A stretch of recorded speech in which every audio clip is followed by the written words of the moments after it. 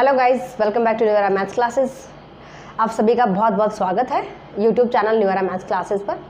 आज हम स्टैटिक्स का थर्ड चैप्टर स्टार्ट करेंगे और इसमें हम मूवमेंट के बारे में पढ़ेंगे। ऑटोमेटिकली हमें इसको कैसे पढ़ना है, कैसे आपको इसके क्वेश्चंस फाइंड आउट करने हैं। तो आज के लेक्चर में हम कुछ बेसिक करेंगे, मूवमेंट के बारे में पढ़ेंगे, ठीक है।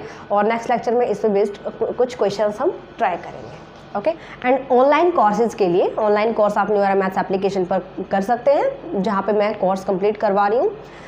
जो भी स्टूडेंट इंटरेस्टेड है न्यूरा मैथ्स एप्लीकेशन डाउनलोड करें, लिंक आपको डिस्क्रिप्शन बॉक्स में मिल जाएगा। एंड 15 अक्टूबर तक अभी सभी कोर्सेज पर जो वो 20% डिस्काउंट है। सो जो भी स्टूडेंट इंटरेस्टेड है कोर्स ज्वाइन कर सकता है। चलिए आज के लेक्चर में स्टार्ट करते हैं। Statics chapter movement of a force about a point. सबसे पहला टॉपिक है हमारा ये। देखिए क्या होता है movement of a force about a point. आप किसी भी पार्टिकल पर कोई भी फोर्स अप्लाई करते हो, कोई भी पार्टिकल है, आप फोर्स अप्लाई करेंगे वो अपनी पोजीशन चेंज करेगा, राइट। अगर हम किसी रिजिड बॉडी पर फोर्स अप्लाई करते हैं एंड फोर्स ओ मैंने ले लिया फिक्स पॉइंट, यहाँ पे ओ जो है वो फिक्स पॉइंट ले लेती हूँ, और फोर्स आप किस डायरेक्शन में अप्लाई कर रहे हो, मैं यहाँ पे लेके चलती हूँ कि मैंने इस डायरेक्शन में फोर्स अप्लाई किया, पी फोर्स मैंने अप्लाई किया, राइट। तो हमें निकालना है movement.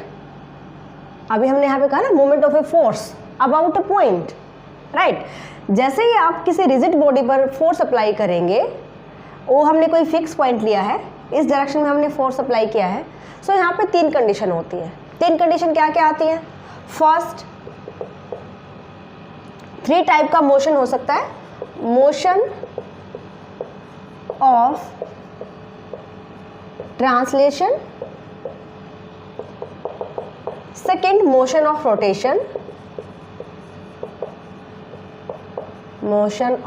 Rotation, and third a combination of both.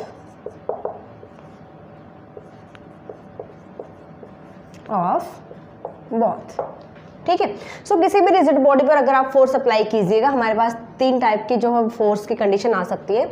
अब हम क्या कह रहे हैं कि इस फोर्स का हमें मूवमेंट बताना है अबाउट अ फिक्स पॉइंट। ओ हमने कोई फिक्स पॉइंट लिया, सो हम क्या करेंगे, ओ से इस फोर्स पर परपेंडिकुलर डिस्टेंस लेके चलते हैं। दिस इज स्मॉल पी से इसको रिप्रेजेंट करेंगे। P, capital P is a force जो हमने अप्लाई किया रिजिड बॉडी पर, और ये फोर्स ओ पॉइंट से पास करे ना करे, हमने फोर्स अप्लाई किया है, ओ पॉइंट से पास नहीं कर रहा है, राइट। सो ओ पॉइंट से पास नहीं कर रहा है, सो ओ से हमने फोर्स तक जो लाइन ऑफ एक्शन है उस पर परपेंडिकुलर डिस्टेंस लिया, और इस डिस्टेंस को हम लेके चलेंगे स्मॉल पे, ओके। एंड यहां से हम बताते हैं कि जो फोर्स की टेंडेंसी है about a fix point, tendency of force about a fixed point is directly proportional to the force into perpendicular distance. Means यहाँ से जो आप बता सकते हो movement of a force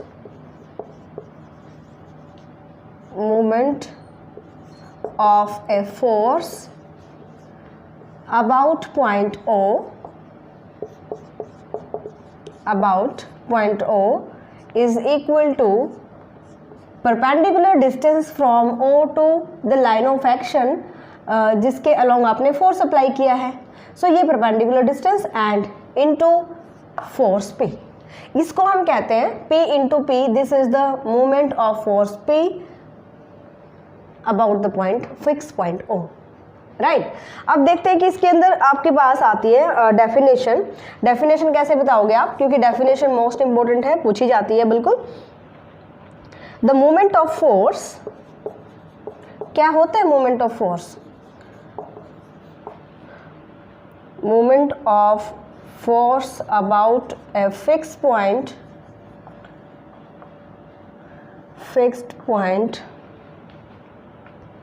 ओ यहाँ पे हम, क्योंकि यहाँ पे लेके चले हैं O, is the product of किस किस के प्रोडक्ट की है आपने? Perpendicular distance from O to the line of action of force, right. Product of force P, जो कि हमने P से रिप्रेजेंट किया है, and perpendicular distance of its line of action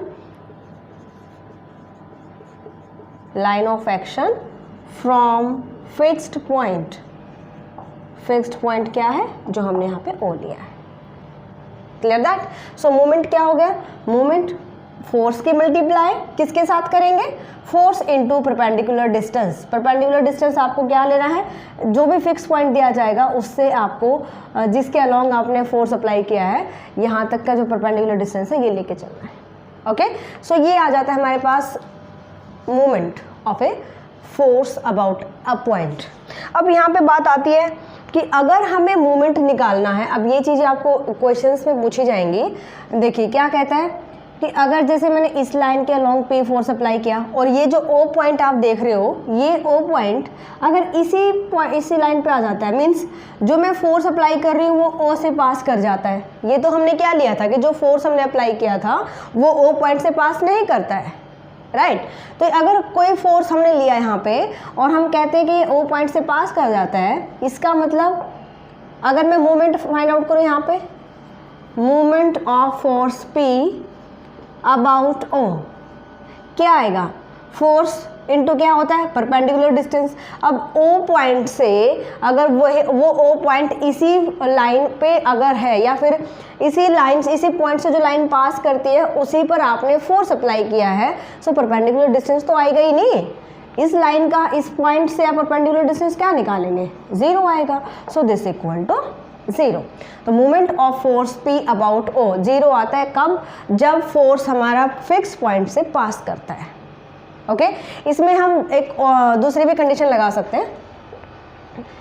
देखिए हमने क्या कहा यहाँ पे कि P इंटू पी हमारा जीरो होगा. भी मोमेंट हमारा जीरो आ जाएगा, ये तो बताया है. Moment of P about O formula क्या होता है, P इंटू पी. सो अगर मोमेंट हमें जीरो दे दिया जाए तो हमें क्या क्या कंडीशन मिली, या तो फोर्स जीरो होगा, either this equal to zero और दिस इक्वल टू जीरो, या फिर small p equal to zero. Small p equal to zero, इसका क्या मतलब हुआ कि अगर डिस्टेंस ही नहीं है, इसका मतलब ओ पॉइंट जो है वो लाइन ऑफ एक्शन पर ही अप्लाई होगा जहाँ से आपने फोर्स अप्लाई किया है. या आप ये कह सकते हो कि ये जो फोर्स है ये ओ पॉइंट से पास करेगा, राइट. सो दोनों कन्वर्स पार्ट से आप बता सकते हो. Moment of force about O point पूछा जाए कब, if O lies on line of action of P, line of action of P. अगर हमें ये बोला जाए कि मोमेंट फाइंड आउट करिए जब O point line of action of P यानी कि गिवन फोर्स पर ही लाई करता है, तो इसका मोमेंट जीरो आ जाएगा. और अगर मोमेंट हमें जीरो मिल जाता है, इसका मतलब या तो फोर्स जीरो होगा या फिर स्मॉल पी यानी कि जो परपेंडिकुलर डिस्टेंस है ये हमारा जीरो होगा. और परपेंडिकुलर डिस्टेंस जीरो होने का मतलब है कि जो ओ पॉइंट है वो इस फोर्स के ही लाइन पर लाई करेगा, या फिर आप ये कह सकते हो कि फोर्स पे पास करेगा ओ पॉइंट से. Clear that. आता है sign of movement of a force about a point. हम साइन कैसे बताएंगे, मूवमेंट पॉजिटिव है या नेगेटिव है. हमने एक रिजिड बॉडी लिया और यहाँ पे ओ हमने फिक्स पॉइंट लिया.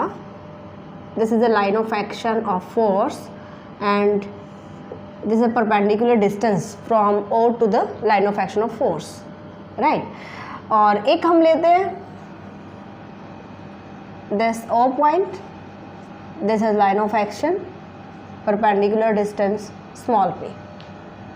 ओके, सो यहाँ पे आप देखिए कि जो टेंडेंसी है फोर्स की वो कैसे मूव कर रहा है. देखिए फोर्स कैसे मूव करेगा, इस डायरेक्शन में जा रहा है, इफ देन ऐसे चला जा सकता है, ऐसे जा सकता है. सो कुछ ये इस डायरेक्शन में मूव करता है, that means this is the clockwise direction, right. So ये हमारी क्या हो जाती है, क्लॉकवाइज डायरेक्शन. क्लॉक की डायरेक्शन में घूम रहा है ना. और अब यहाँ पे देखिएगा फोर्स दिस, देन ये डायरेक्शन हो सकती है. ओके, सो ये जो डायरेक्शन है एंटी क्लॉकवाइज, एंटी क्लॉकवाइज. सो हम क्या कहेंगे, movement is positive in clockwise, sorry negative, negative in clockwise direction, clockwise direction and movement जो है वो पॉजिटिव हम लेके चलते हैं, मूवमेंट पॉजिटिव हमें मिलेगा क्योंकि फोर्स पॉजिटिव रहेगा एंटी क्लॉकवाइज डायरेक्शन में, और यहाँ पे अगर फोर्स जो हमारी क्लॉकवाइज डायरेक्शन में मूव करता है तो फोर्स को हम नेगेटिव लेके चलते हैं, इसलिए हमें मूवमेंट नेगेटिव मिलेगा। ठीक है, तो एंटी क्लॉकवाइज में हमें पॉजिटिव मिल रहा है और क्लॉकवाइज में हमें नेगेटिव मिल रहा है। ए फोर्स रोटेट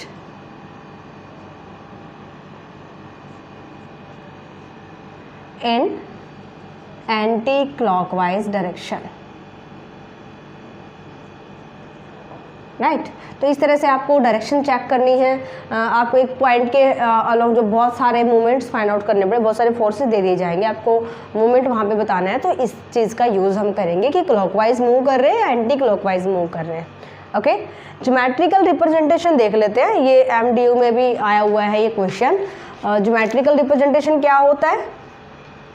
देखिए भाई, हम लेके चलते हैं कि AB लाइन हमने लिया, इसके अलोंग P फोर्स मूव करता है, O हमने लिया फिक्स पॉइंट, यहाँ से परपेंडिकुलर डिस्टेंस हम ले लेते हैं, this is the P, right. O point को A से मीट कर दीजिए, O को आप B से मीट कर दीजिए, और ये हमारे पास आ जाती है एक ट्रायंगल, राइट। OBC ले लेते हैं। ओके, तो यहाँ पे हमने क्या बताना है कि इसके ज्योमेट्रिकल रिप्रेजेंटेशन क्या आएगी। अब आप यहाँ पे देखोगे movement of force P about fix point O क्या आता है? P इंटू जो फोर्स है, मैग्नीट्यूड ऑफ फोर्स, राइट। अब यहाँ पे देखिएगा P क्या है? P किसके अलोंग है? Along line AB and sorry P force, ये हम लेके चलेंगे P जो है वो OC, और ये P फोर्स है AB के अलोंग। ओके, OC क्या है? OC है perpendicular distance from O to C point, जहाँ पे C का किस पे लाई कर रहा है? AB, and AB is the base of this triangle. ठीक है, O to C into AB। अगर आपसे ये कहा जाए कि आपके पास एक ट्रायंगल है और आपने जो परपेंडिकुलर डिस्टेंस ड्रॉ किया, ये इसका बेस हमें दिया गया है, सो एरिया ऑफ ट्रायंगल कैसे निकालते हो? Area of triangle is equal to 1/2 base into perpendicular distance into OC, ऐसे ही फाइंड आउट करते हैं। ओके, तो यहाँ पे हम क्या कह सकते हैं? दिस इज द, अगर मैं इसको 2 से मल्टीप्लाई, अगर मैं यहाँ पे देखूँ तो मेरे पास सिर्फ ये टर्म है, राइट। इसको 2 को मैं इधर मल्टीप्लाई कर लेती हूँ, area of triangle, then OC into AB is equal to 2 time area of triangle ABC। Okay, so जो आप मूवमेंट जो दिया गया है, इसको हमने ज्योमेट्रिकल रिप्रेजेंटेशन में क्या बताया कि मूवमेंट जो होता है, अगर हम एरिया ऑफ ट्रायंगल का डबल कर देते हैं, वो तब हमें मिलता है movement of force P about the fix point O। चलिए क्वेश्चन देखते हैं इस पे बेस्ड। देखिए एक्सरसाइज 3.1 क्वेश्चन नंबर सेकंड, यहाँ पे थोड़ा इजी सा क्वेश्चन लेके चले ताकि थोड़ा सा भी आपको बेसिक पता चल जाए, इसके बाद हम स्टार्ट करेंगे। ABCD is a square of side 2 meter, forces of a magnitude 5, 3, 4, 6। यहाँ पे हमें एक स्क्वायर दिया गया है जिसकी साइड 2 मीटर है, फोर्सेस जो है वो 5, 3, 4, 6 फोर्सेस हमें गिवन है न्यूटन्स में, act along CB, BA, DA and DB respectively, find the algebraic sum of movement of the forces about the vertex C। हमें मूवमेंट फाइंड आउट करना है। सो डायग्राम देखते हैं इसका कैसे बनाना है आपको। हमें एक स्क्वायर लेके चलना है, ABCD स्क्वायर लेते हैं, और जिसकी साइड्स हमें दी गई हैं 2 मीटर, 2 मीटर, राइट। फोर्सेस हैं 5, 3, 4, 6, act along line CB, BA, यहाँ पे हम नेम दे देते हैं ABCD। ओके, यहाँ पे हम देखें तो CB लाइन, CB डायरेक्शन आपको देखनी है, सी बी हमारे पास ये डायरेक्शन में मूव करेगा। सी बी लाइन पर है फोर्स 5 न्यूटन। ओके, इसके बाद बी से ए हमारे पास दिस फोर्स, इस पर है force is 3 newton. Then D से ए दिस, एंड ये फोर्स हमें दिया गया है 4 न्यूटन। एंड इसके बाद है D to B this force, और ये हमें दिया गया है 6 न्यूटन। यहाँ ले लेते हैं इसको 6 न्यूटन। ओके, सो यहाँ से हमें क्या बताना है? Algebraic sum of the moments of the forces about the vertex C, यानी फिक्स पॉइंट यहाँ पे क्या है? सी वर्टेक्स। सी वर्टेक्स से आपको ये हमारा, जैसे हमने ओ फिक्स पॉइंट लिया था, ये हमारा फिक्स पॉइंट हो जाता है। सो हमें यहाँ से फिक्स पॉइंट सी के अबाउट जो है वो सभी मूवमेंट्स फाइंड आउट करने हैं और सबका हमें सम करना है। सो जैसे यहाँ पे देखिएगा आप, जो फोर्स हमें दिया गया है सी बी लाइन के लॉन्ग 5 न्यूटन जो फोर्स है, ये एक्ट कर रहा है सी बी लाइन पर, और सी पॉइंट इसी जो वो line of action of force के ऊपर लाई कर रहा है। इसका क्या मतलब है? अगर मैं यहाँ से फाइंड आउट करूँ movement of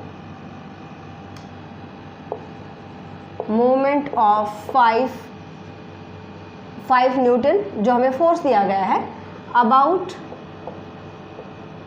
point C, this equal to क्या आएगा इसका? अगर मैं मूवमेंट फाइंड आउट करती हूँ, force into perpendicular distance from C to this line of action, यानी किससे?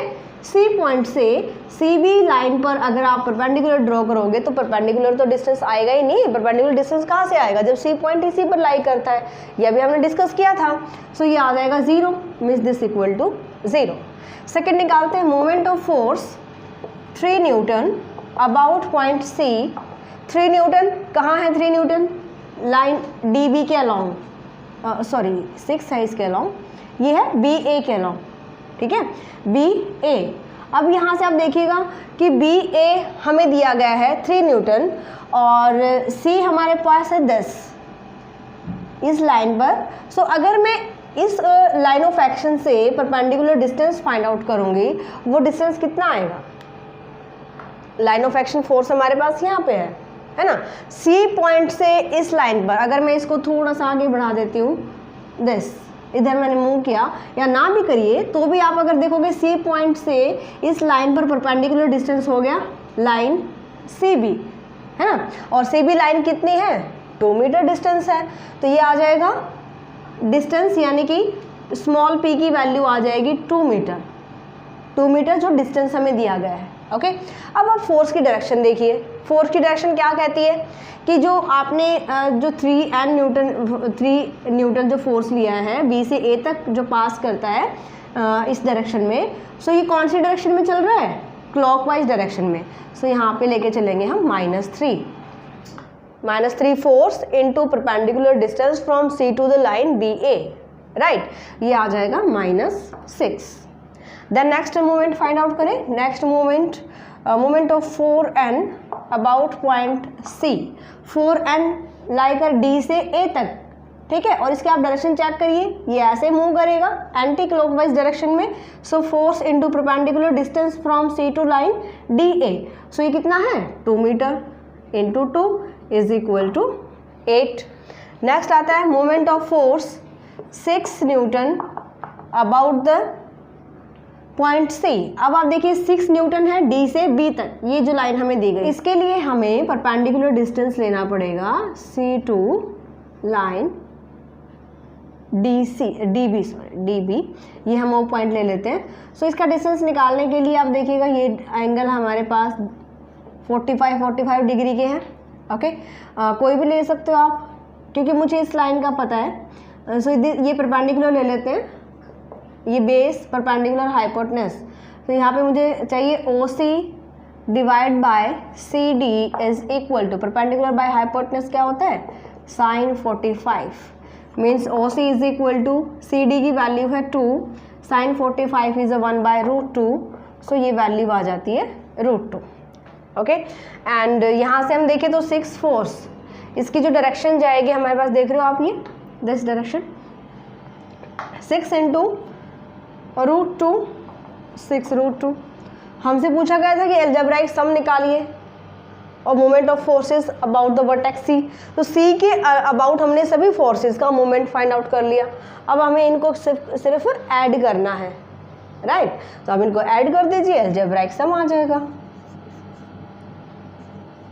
Algebraic sum of force given forces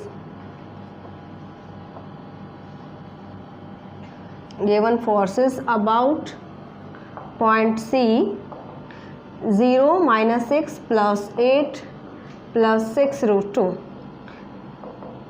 right.